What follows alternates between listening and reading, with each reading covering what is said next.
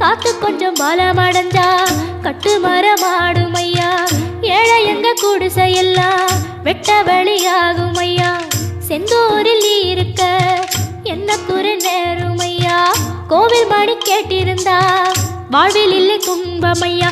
மலையில் வந்து விழுந்திடணும் மீனு, விலை போனா பசிக்கு அது சோறு.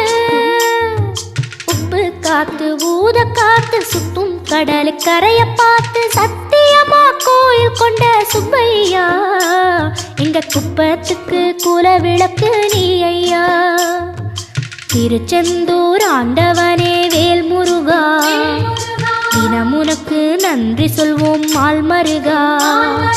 திருவடியில் தவம் இருப்போம் திருமுருகா. தீர்ப்பெழுது நலமெனவே வடிவழகா.